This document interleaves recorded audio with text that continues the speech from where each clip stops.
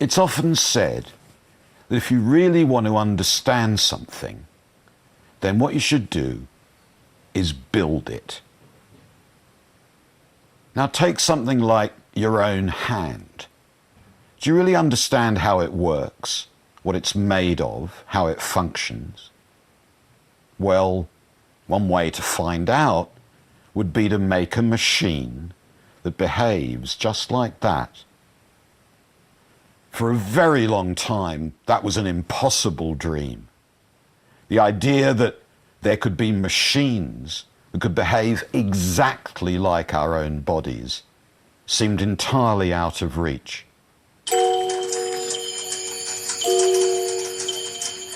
But then around 300 years ago, this dream was made real. This is an automaton, a self-moving machine that simulates the actions of a living being. This elegant young artist first went on show in France in the 1770s. In those days, Europe was full of automata like these.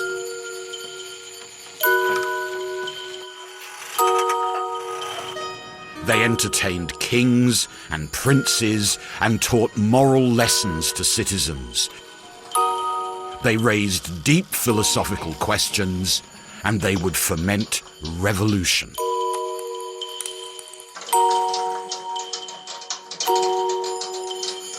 Automata were masterpieces of art and engineering. Forgotten wonders of an extraordinary age. This film is their story.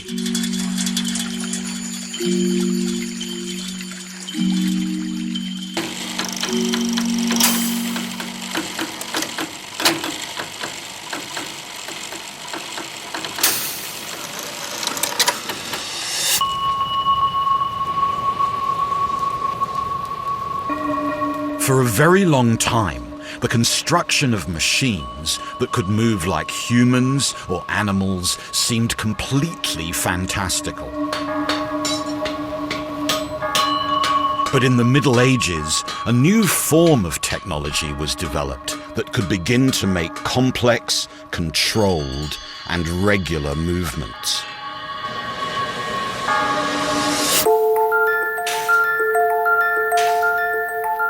This technology was mechanical clockwork, and it would be used in some of the very earliest automata.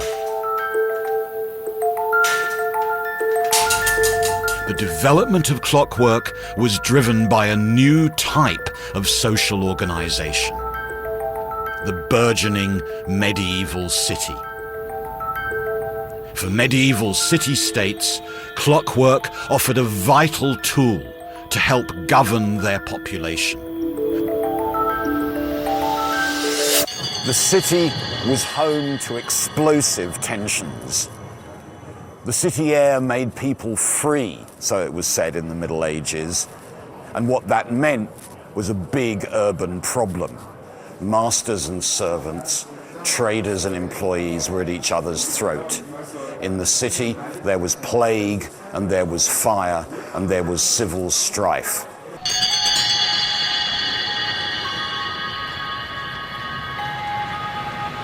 The aim was to find a technique that could turn the city into a place of good order and of ideal government.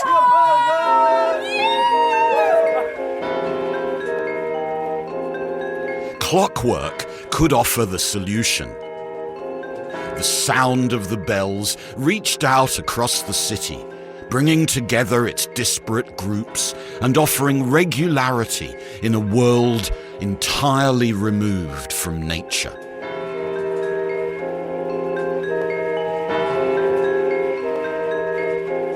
Cities soon began building spectacular clocks to showcase their power. And these clocks would become home to some of the earliest automata.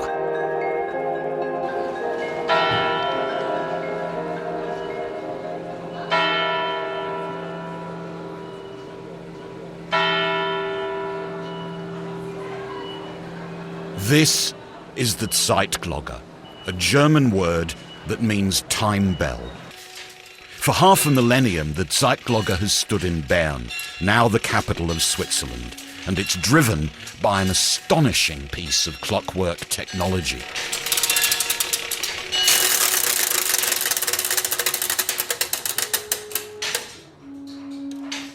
This is the machine at the heart of the Zeitglocke. Its beat, its to and fro movement, is the beat that drives the time system of the city. These complex gears, coiled ropes, and moving weights are a system designed more than 500 years ago, and they're still working perfectly. Right at the top of the machine is a device which turns the energy of the weights into the system that marks the minutes and the hours. Almost as soon as such devices were built, their fluttering, their oscillation, their regular movement was compared with the movement of the human body. The analogy between clockwork and the body inspired the engineers of the Zeitglocke to experiment, to combine clocks with art, with sculpture, and with design. Clockwork could now be used to bring machines to life.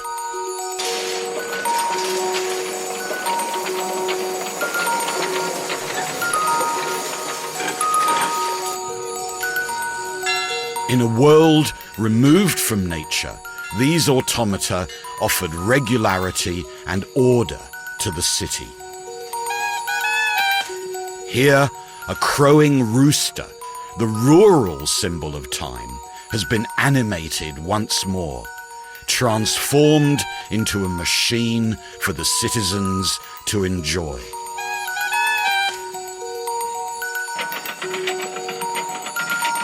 The Zeitglocke and its theatre of machines was a vision of the world that the city dwellers had left behind.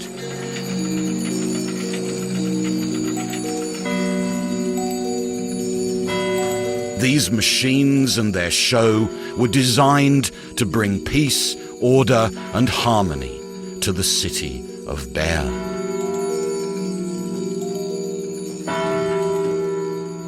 The great mechanical clocks of the medieval European towns were intensely public structures. From Bern across the whole of Europe, the clocks of the cities taught their citizens lessons in morality and virtue. But all that was soon to change, and to change really dramatically.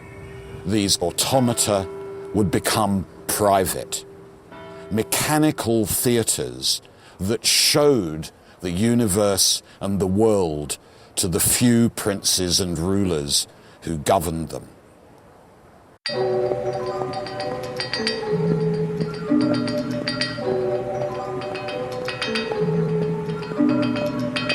One of the largest and most spectacular of these new private automata was built in the 1740s in the rich and prosperous town of Salzburg in Austria.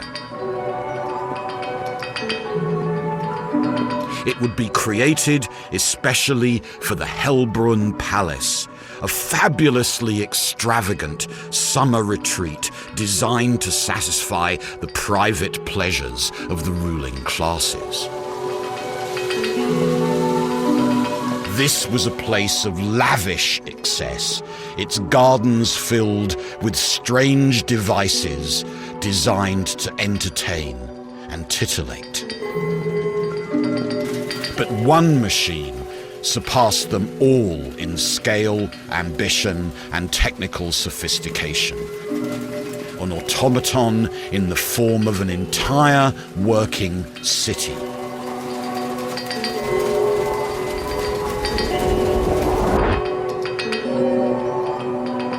The automaton was commissioned in the 1740s by this man, Archbishop Jakob von Dietrichstein.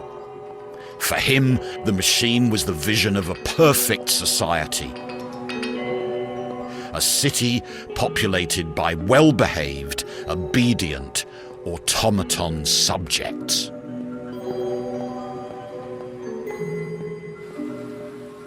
The magnificent mechanical theatre.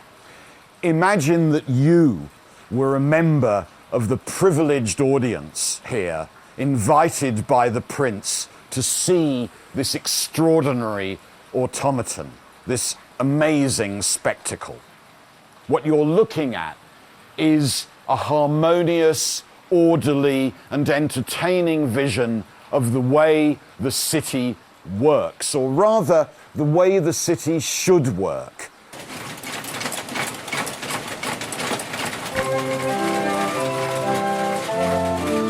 As the machine comes to life, almost 200 figurines begin to move. The city becomes a kind of vast mechanical opera.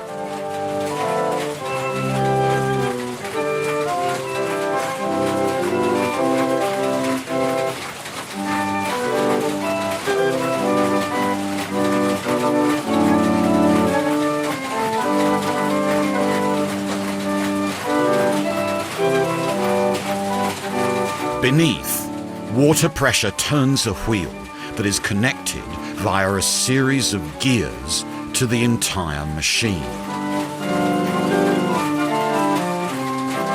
Here, this metalwork acts like a set of instructions, guiding each of the figures to perform their actions at different intervals.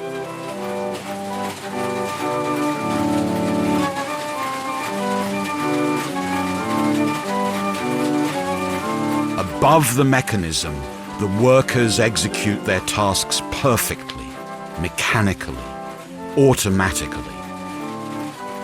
Meanwhile, an elegant and aristocratic audience keeps watch with the most minimal of movement. This is a prince's vision of a utopian society. But there's a darker side to this seductive spectacle. The machine that runs the theatre was designed and built by a salt miner, Lorenz Rosenegger. The salt miners generated the wealth on which the city relied and which funded this machine. But the salt miners were radicals, insurrectionaries, many of them Protestants. A decade before this theatre was built, almost all the Protestants in Salzburg had been expelled by the order of its ruler. Rosenegger indeed conducted the work on this theatre under armed guard to keep him at his job.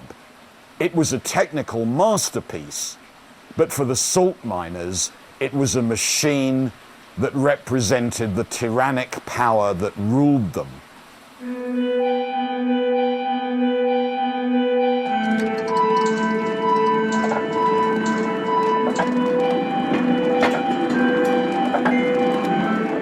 The Hellbrunn Mechanical Theatre perfectly encapsulates the contradiction at the heart of all 18th century automata. These were machines built as entertainment for a fabulously wealthy court society. But their mechanical ingenuity, their artfully carved exteriors, their very soul came from poorly paid artisan workers. What's more, the creativity of those workers would revolutionize the automata so beloved by the aristocracy.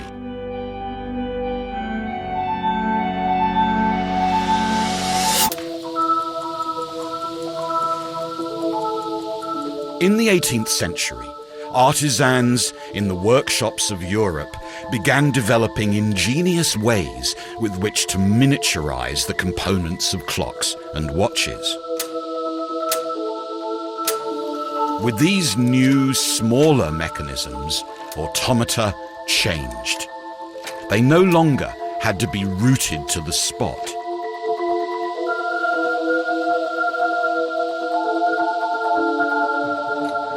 Thanks to the miniaturized components, automata could now simulate new kinds of movements and even make complex and naturalistic sounds.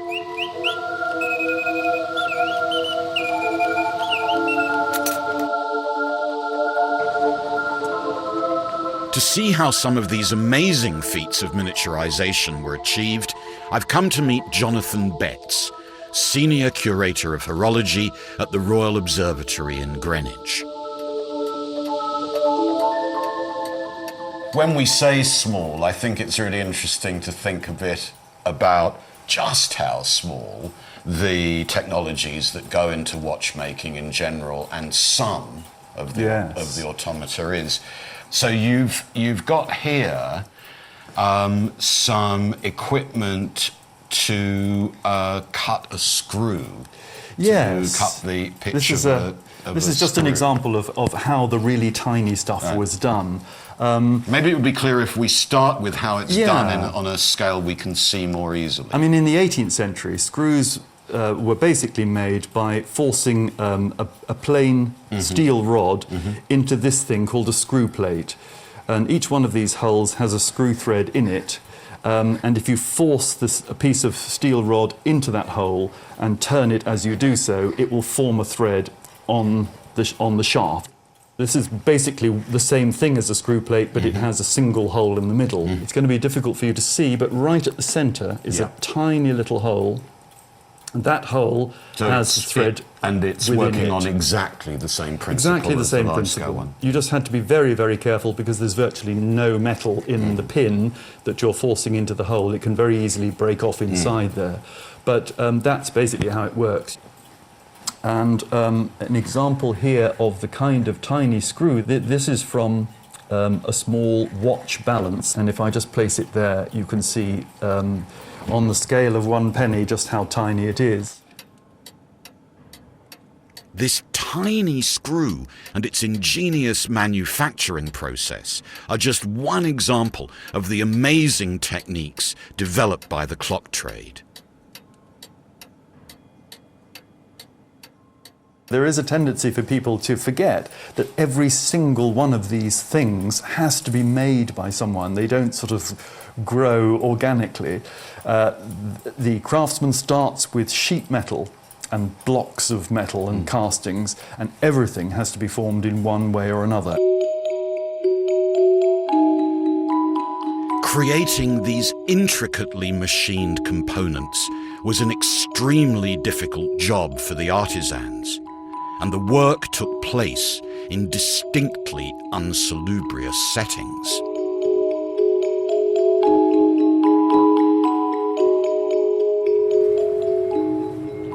Automata may have been put on show in palaces and courts and elegant gardens, but they relied completely on the extremely skilled work of badly paid and ingenious artisans, men and women of the clock trades. These trades centred on the working class districts of the great European cities. In London, for example, around Clerkenwell, there would be streets in which each house would specialise in a different component of a watch or clock, and then a master would arrive and put those components together.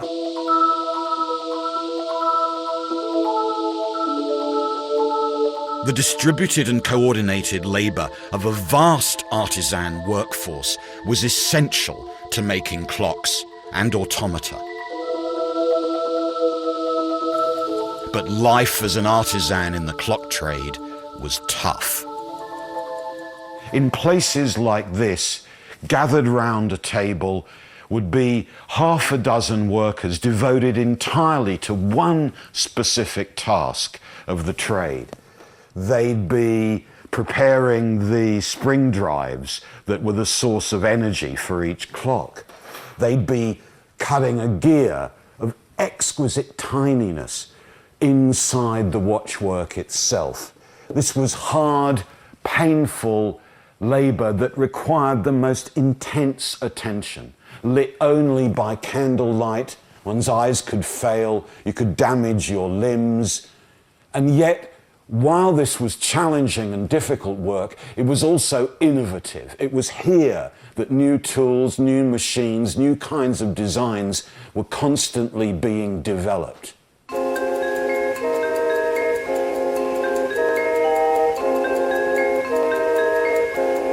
The artisan workforce was a source of constant, gradual innovation.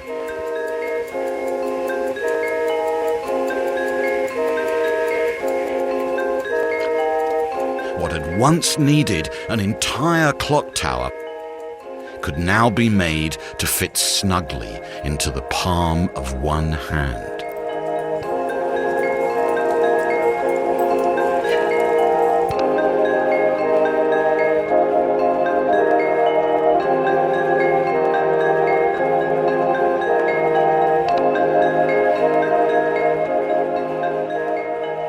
The miniaturization and technical sophistication of the masterpieces of the clock trade had at least one really important consequence.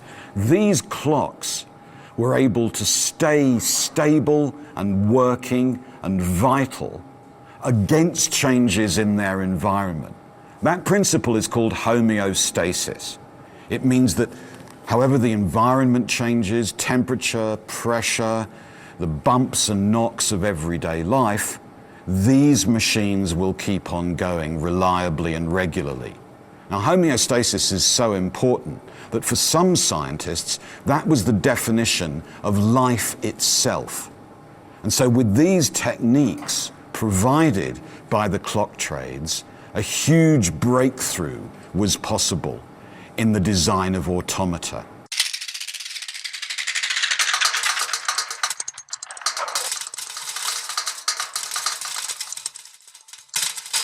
Automaton makers could perhaps not just imitate, but simulate living beings.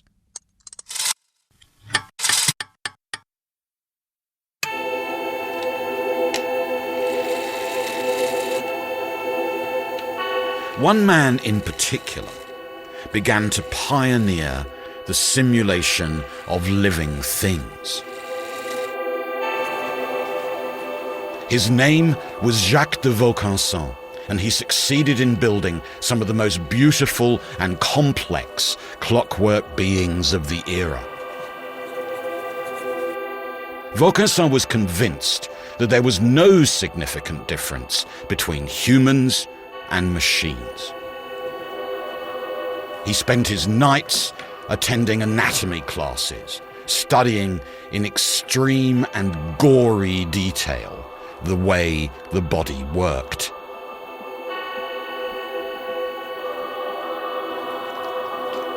By looking closely at human anatomy, Vaucanson hoped that he could reconstitute it using clockwork.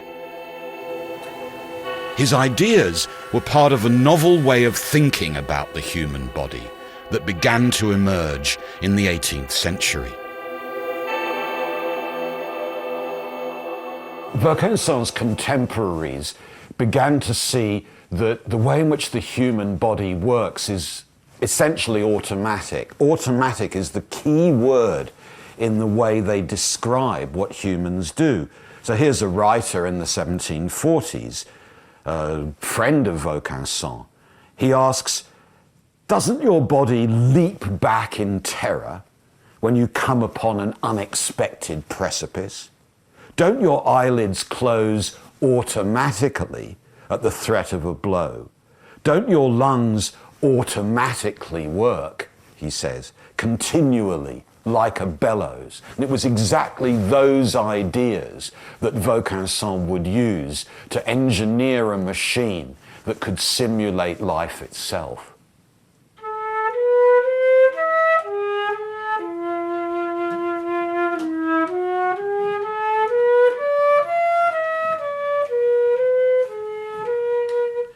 By studying the activity of flute playing in great detail, Vaucanson was able to build a device that actually played the flute. There was no music box hidden inside this masterpiece. Mechanical lungs and a silver tongue controlled the movement of air. Clockwork fingers precisely covered the holes. And Vaucanson even got hold of real skin with which to clothe his extraordinary machine. The automaton took Europe by storm. It was a glorious celebration of the combination of engineering, artistry, and the study of anatomy.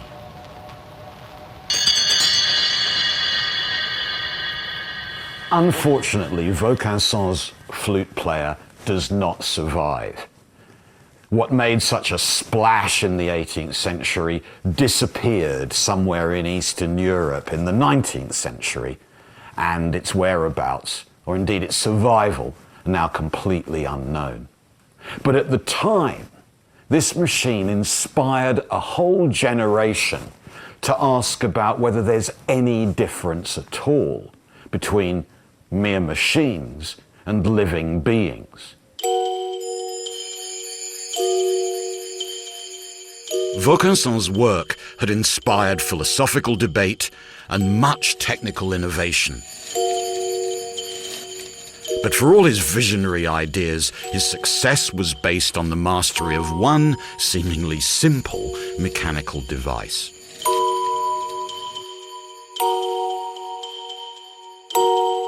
A circularly shaped piece of metal known as a cam.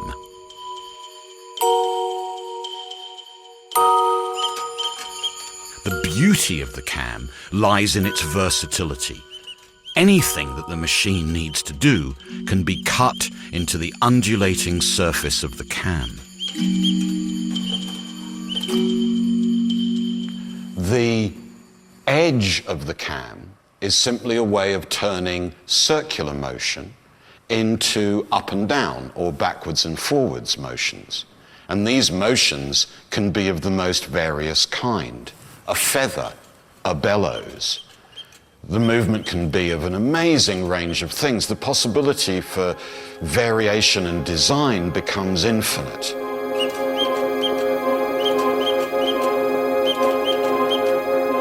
Cams function as a kind of mechanical memory for a machine. The more detailed and intricate the edge of the cam, the more complex the actions it can store.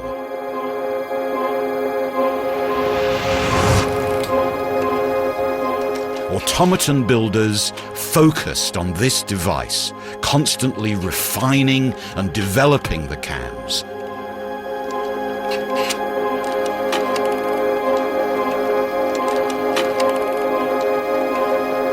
Devices would be built that contained whole stacks of miniaturized cams.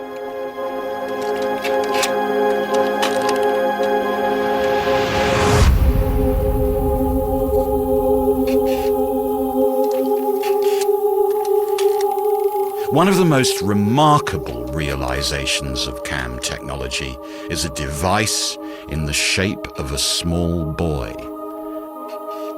It's perhaps the world's most astonishing surviving automaton.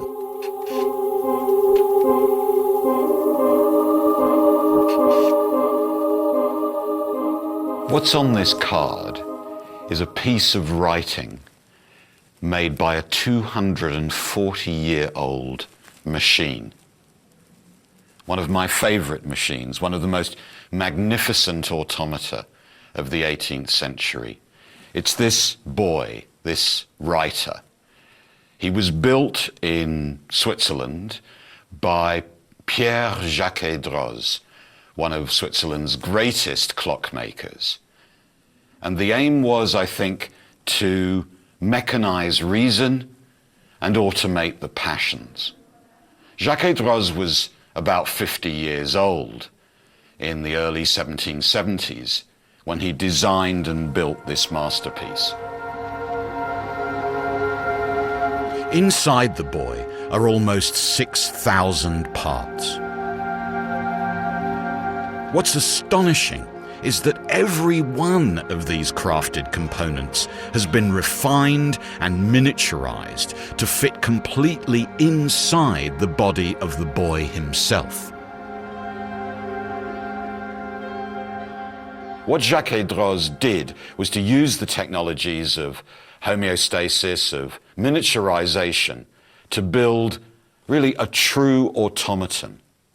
Inside the little writer is all his source of energy and all the machinery that drives him. He works on his own.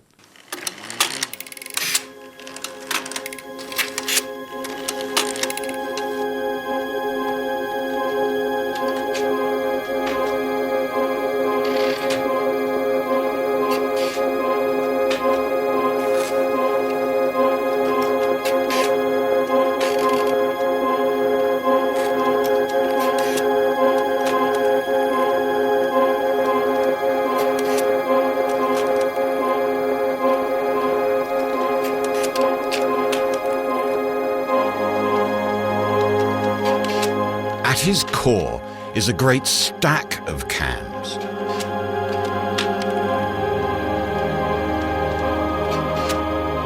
As these cams move, 3 cam followers read their shaped edges and translate these into the movement of the boy's arm.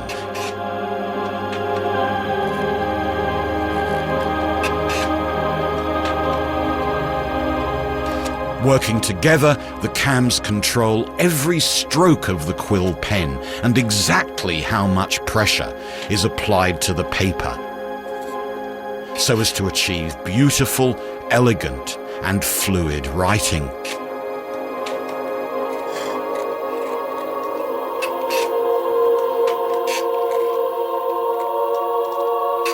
With this sublime machine, Jacques-Droz had reverse-engineered the very act of writing.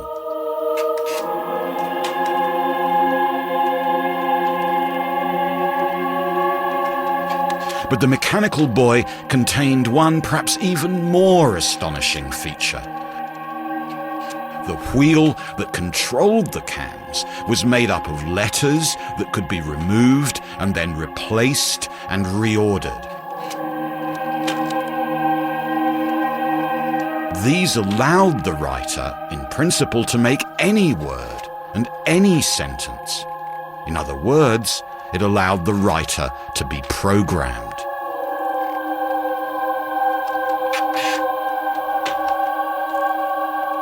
This beautiful boy is thus a distant ancestor of the modern programmable computer.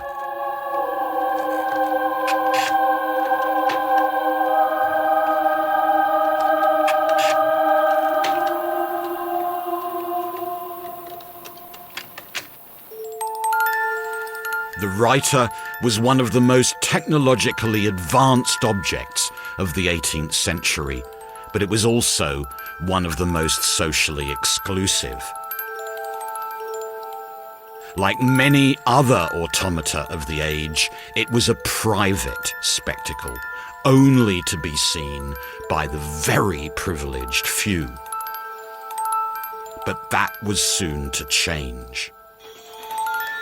At the end of the 1700s, the playthings of the aristocracy would be turned against their patrons in the most dramatic way imaginable.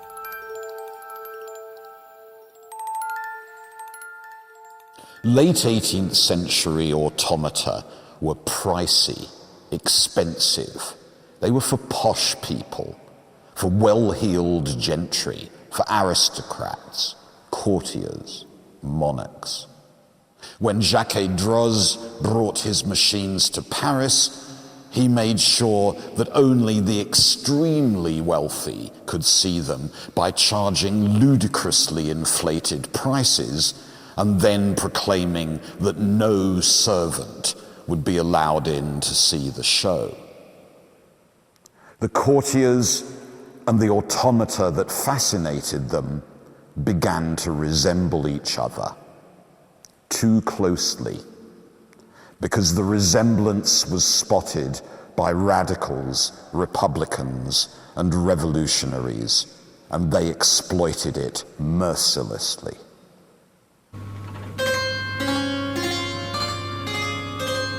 A science fiction novel written in the 1770s to attack the aristocratic regime described courtiers as bodies without souls, covered in lace. Automata that might look like humans, but weren't.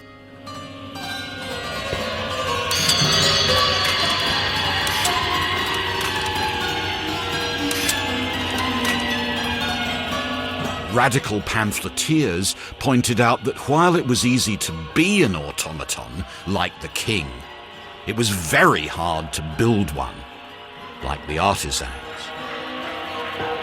Craftsmen were surely nobler than royalty.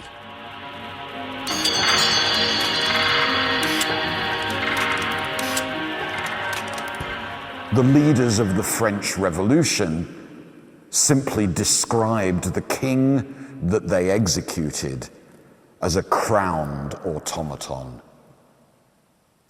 By describing monarchy as that kind of automatic machine, it became possible to destroy it.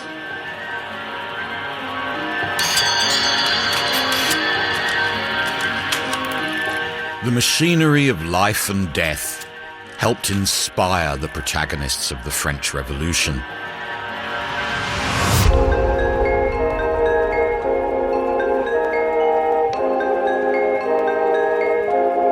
As the court society that had funded and built many of the grandest automata collapsed, these extraordinary machines would begin to change again.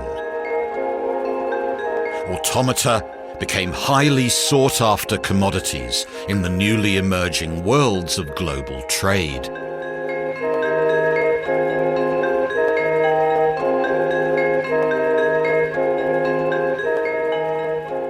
The late 18th century was a period of dramatic crisis. European society, economics, politics were completely transformed. The old world of court society, with its princes and its prelates, gave way to a new, expansive world of international trade and global networks. Into the European sphere erupted new kinds of peoples, aliens, exotic, foreign. And European machinery changed too. The automata would soon take on the appearance of these strangers. Automata would become foreign and exotic beings.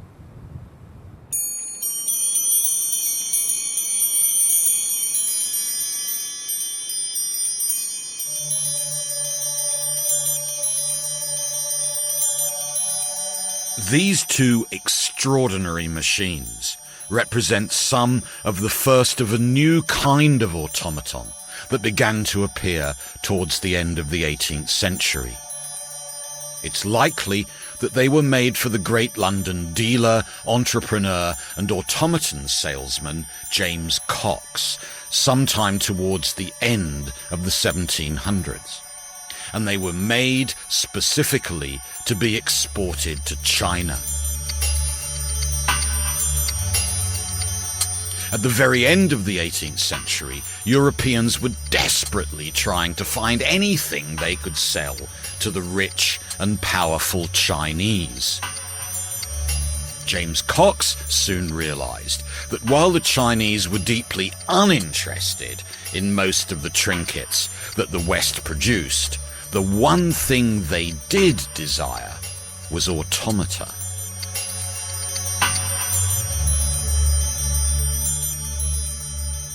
Cox's ambition was to use his automaton business to reverse the appalling trade imbalances between China and Europe. The point was that China made goods Europeans lusted after, tea and porcelain and silk. And the Chinese didn't seem to want anything that Europe produced, and this was the exception. Cox openly boasted in London that by manufacturing and then exporting clocks like these, he could make, as he put it, Asian luxury serve the arts of Europe and at last win cash for the really cash-strapped European trades. With the Chinese buying up automata in large quantities, London workshops and showrooms expanded and flourished. As money poured in from the East, lavish exhibitions attended by fashionable London residents were held to help promote and sell these new and highly exclusive commodities.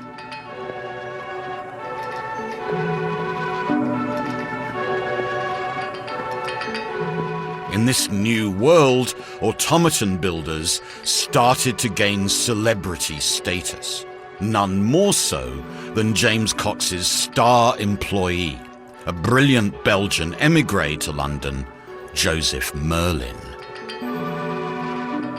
Merlin cultivated a deliberately eccentric public reputation. He'd appear at showrooms and fashionable parties, dressed up as a barmaid with her own drink stall, playing the fiddle, and travelling round the room on his own newfangled invention, roller skates.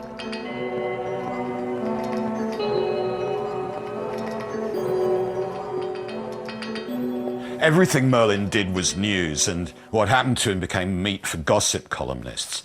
Sometimes things didn't go entirely smoothly. He was at a party in Soho, and of course he turned up with his roller skates, playing his violin, passing drinks round the room.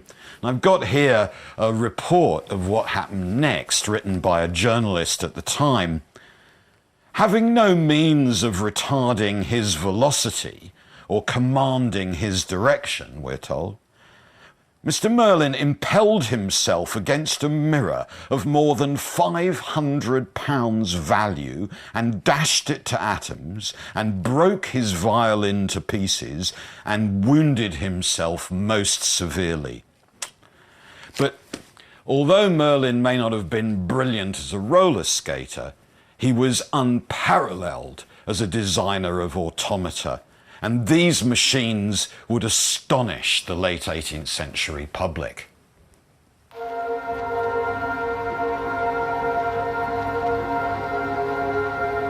Merlin's masterpiece was a fabulous swan made entirely of silver.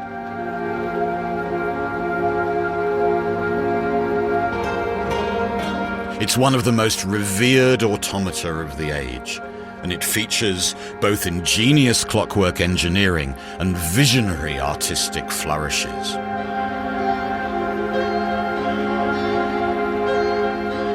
By using clockwork to drive these simple glass cylindrical rods, Merlin was able to mimic the extraordinary complexity of moving water.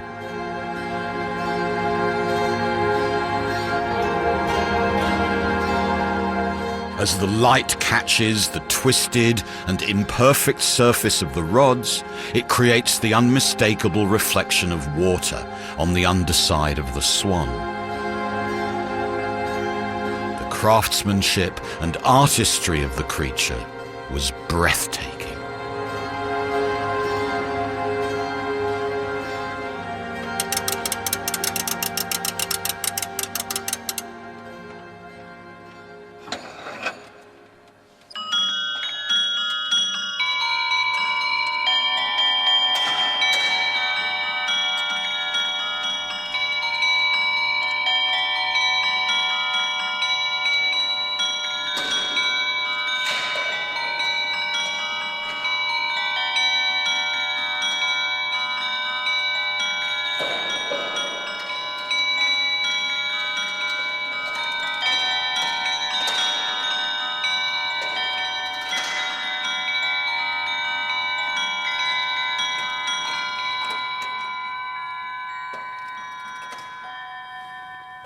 a mechanical marvel. When we look at the swan executing its actions with extraordinary precision, a masterpiece combining the clockmaker's art and the skill of the master jeweler, we can easily imagine the effect this device must have had on London audiences in the 1770s. It made Merlin's reputation as the social celebrity he'd always wanted to be.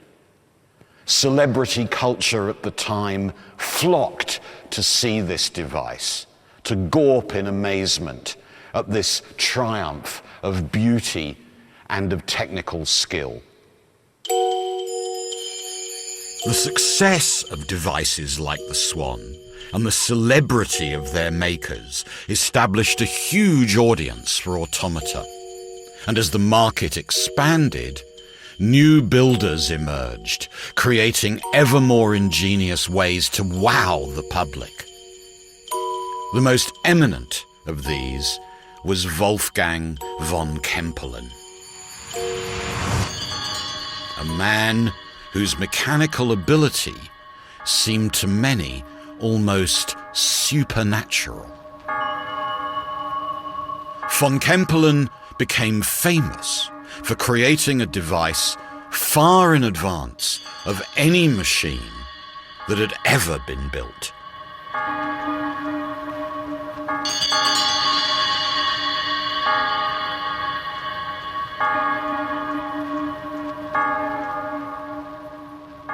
This is one of the masterpieces of late 18th century engineering.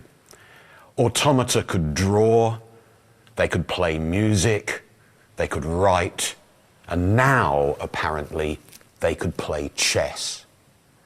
Imagine you were in a showroom in London's West End in 1784. This is what you would see. You'd be shown in to a darkened chamber lit by candles, and on stage in front of you, a machine in the shape of an Oriental, a Turk with his cushion, his pipe, and in front of him, a chessboard. The chessboard sits on top of this large cabinet, and inside, marvels of 18th century gearing and wheelwork.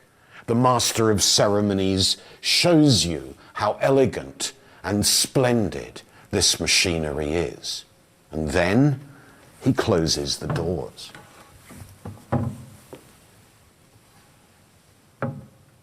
The machine has to be wound up.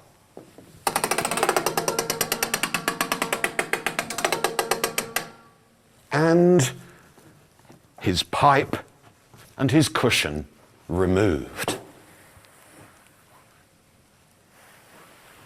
And now the Turk is ready to play chess.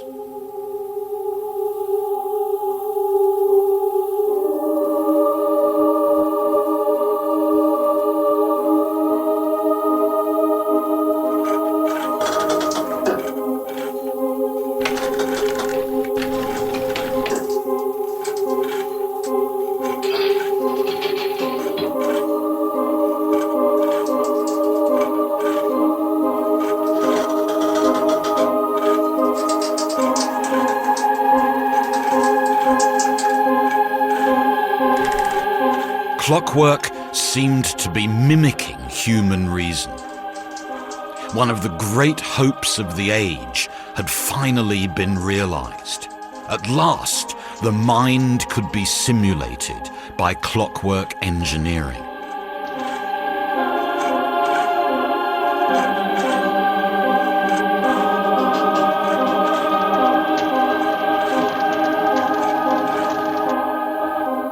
The Turkish chess player went on tour throughout Europe.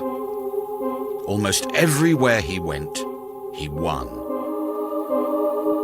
In cafes, academies, and courts, the Turk was able to invent new chess openings and destroy the reputation of numbers of expert players.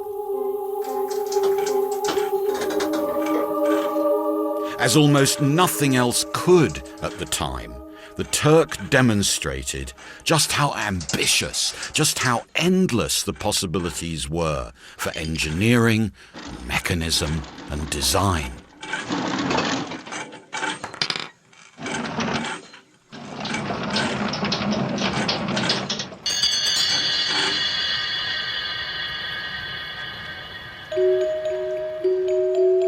But this amazing machine would do much more than merely entertain. It would inspire one of the most important inventions of the Industrial Revolution.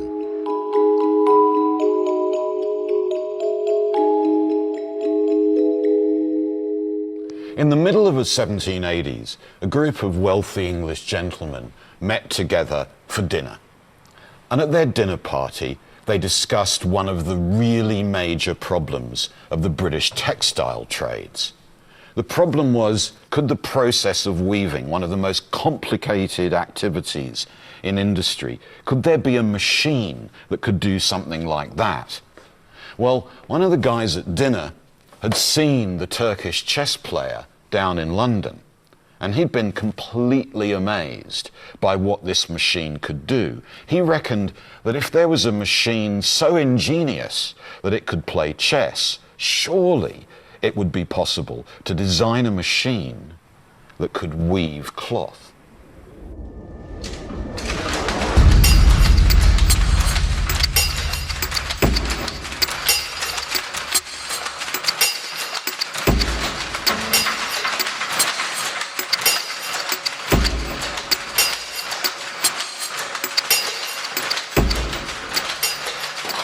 These are mechanical power looms. What used to be done by hand, weaving, is now done by automatic machinery. The men who first designed machines like this had been inspired by the Turkish chess player. And I don't think it's too fanciful to see in the components of this mechanical animal things that absolutely resemble the moving components of the Turk. The picking arm that throws the shuttle backwards and forwards really does look like the mechanical arm the Turk uses to move pieces across the chessboard.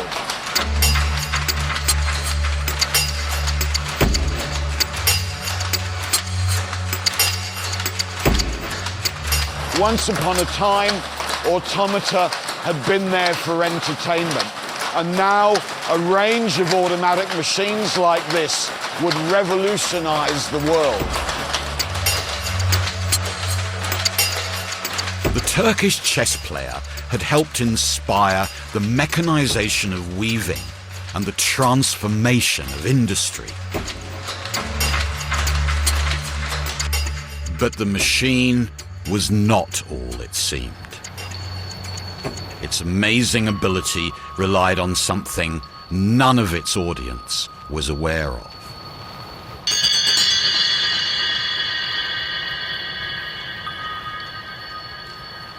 In the end, the Turk's secret was revealed. As you can see, I'm sitting here inside the Turk. Despite appearances, there was more than enough room inside the cabinet for a fully grown human being to sit in some comfort. From inside, the operator could guide the Turk's arm, picking up and moving pieces at will. And they could follow the course of the game by looking up from underneath at the chessboard on top of the cabinet. So the Turk was an experiment about confidence. Instead of being a magnificent automaton, it was in fact a magnificently arranged device in which a human pretended to be a machine that was pretending to be a human. A vision of the fluidity, the ambiguity that characterized the boundary between humanity and technology, between people and machines.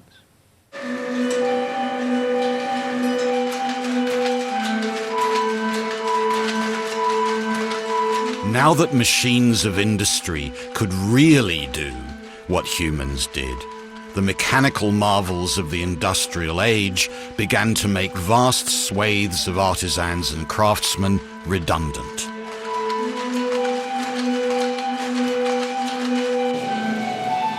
Having finally succeeded in building devices that could mimic the actions of the human body, the artisans had unwittingly created machines that would now be used to replace them.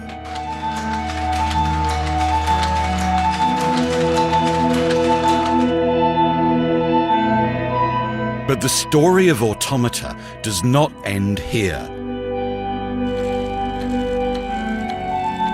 This is the draftsman. It is a stunning example of what is perhaps automata's greatest legacy: the ability to store memory and then reactivate it at will. All the information to recreate this intricate picture is held in a complex stack of cams that guides the movements of the pencil. This idea of storing information in the changing surface of a disk would, amongst other things, inspire the birth of the technology of recorded sound.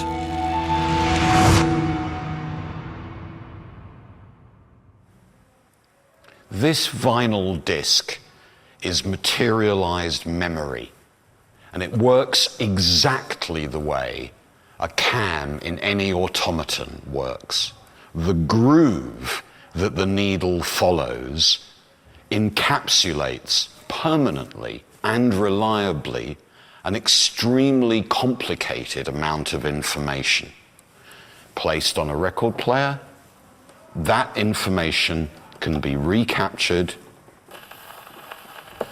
with a machine that is in many ways the descendant of 18th century automata.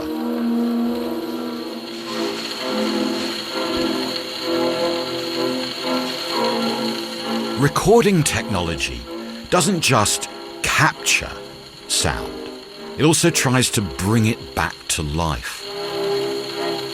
We live in a world of technologies that try to achieve this.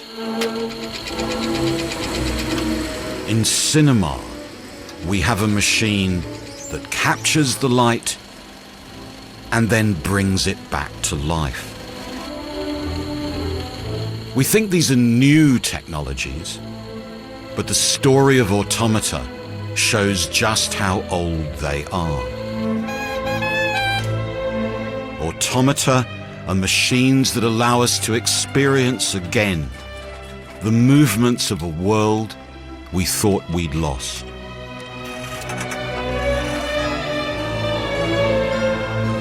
They were built by people who dreamt of a new relation, a better relation between humanity and technology.